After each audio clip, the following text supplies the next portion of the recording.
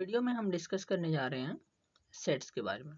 ठीक है, तो सबसे पहले सेट नाम सुनने से हमको क्या याद आता है? सबसे पहले याद आता है हमको पैंट शर्ट, है ना, या फिर किसी भी चीज़ का सेट, है ना, पहनने वाली चीज़ों के का सेट। ठीक है, तो सेट जो है वो एक तरीके का कलेक्शन है। सेट क्या है? सेट जो है वो एक कलेक्शन है, किसी भी चीज़ का कलेक्शन हो सकता है। किसी नंबर का कलेक्शन हो सकता है। मैथमेटिक्स पढ़ रहे हैं तो नंबर का कलेक्शन होगा। रियल लाइफ में देखें तो ऑब्जेक्ट का सेट हो सकता है, किसी भी चीज़ का सेट हो सकता है। ठीक है, जैसे सेट जो है वो कलेक्शन है किसी भी चीज़ का, जैसे कलेक्शन ऑफ शूज कह सकते हैं, है ना, जूतों का सेट हो सकता है, या फिर कलेक्शन ऑफ ज्वेलरी हो सकती है।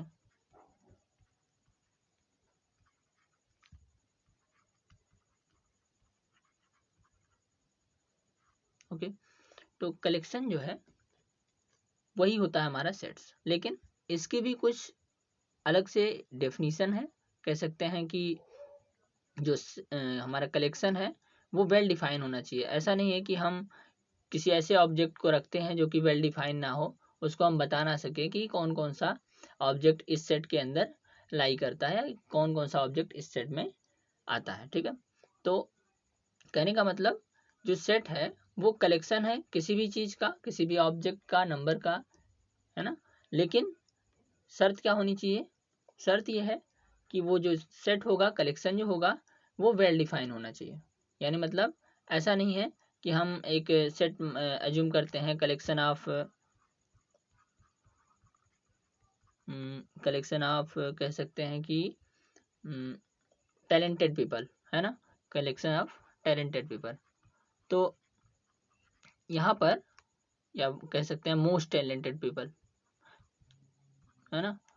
तो मोस्ट टैलेंटेड पीपल कौन कौन से हैं ये बताना बहुत मुश्किल काम है ना।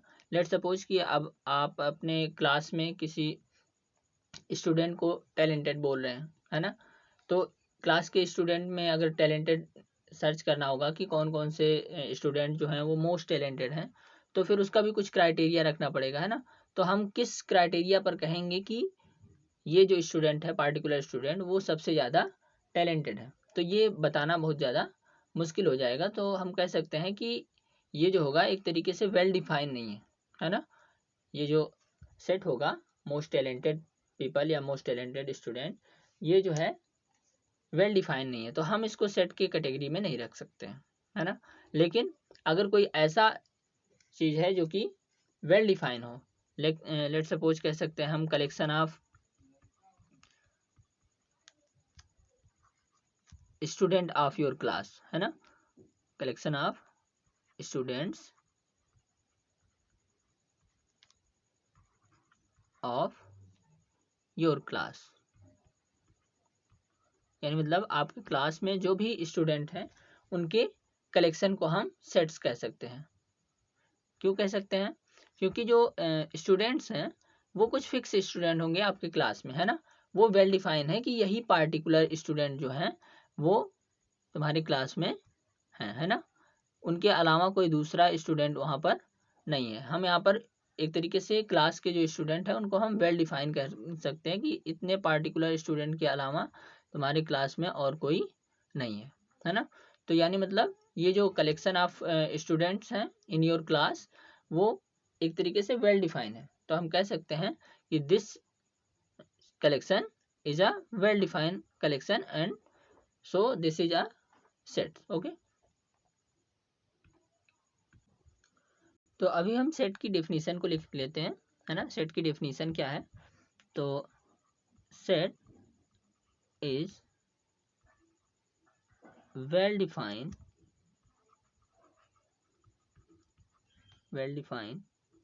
कलेक्शन ऑफ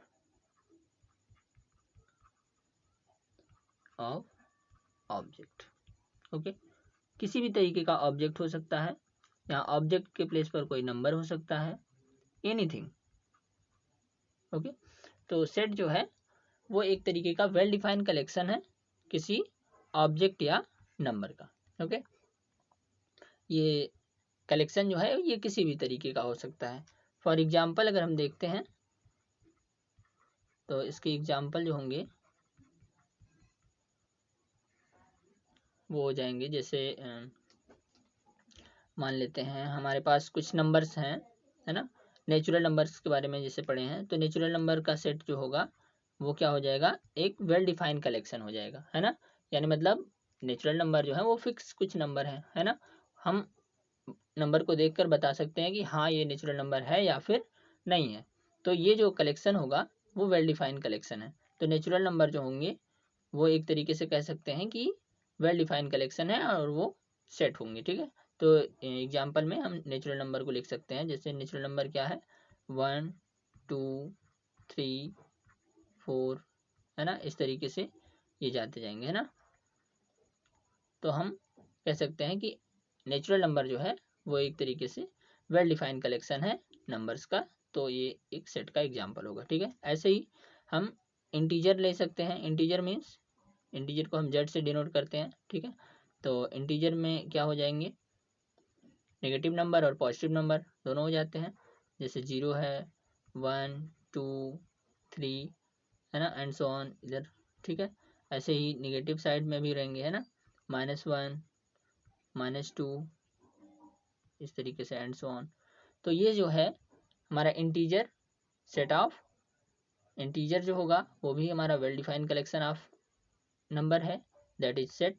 और हमारा नेचुरल नंबर जो है वो भी well defined collection of number है, दैट इज सेट। ओके, तो हम इसको लिख देते हैं collection of number, collection of natural number.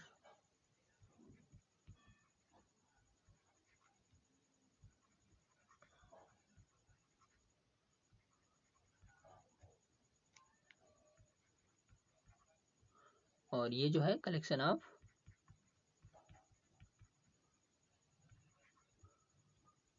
Integer.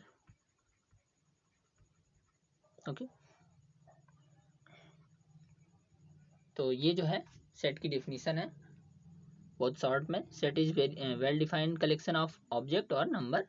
और एग्जाम्पल जो है उसमें हमने दो एग्जाम्पल देखे हैं, एक नेचुरल नंबर का सेट और एक है इंटीजर का सेट। इसमें और भी एग्जाम्पल हो सकते हैं, अभी फिलहाल दो एग्जाम्पल के बारे में बात करते हैं। नेक्स्ट वीडियो में हम सेट के रिप्रेजेंटेशन के बारे में बात करेंगे कि किस तरीके से हम कोई भी सेट अगर है तो उसको किस तरीके से डिनोट करते हैं। फिलहाल अभी हमने थोड़ा सा ओवरव्यू दे दिया है, जैसे इंटीजर है हमारा, तो इंटीजर को हमने किस तरीके से लिखा है ना, ब्रैकेट में करके, इस तरीके से कैपिटल लेटर में करके। फिर भी लास्ट इसके नेक्स्ट वीडियो में हम डिस्कस करेंगे कि सेट्स को हम किस किस टाइप से इसको हम रिप्रेजेंट कर सकते हैं, शो कर सकते हैं, बता सकते हैं, ठीक है। तो ये वीडियो यहीं पर ख़त्म होती है।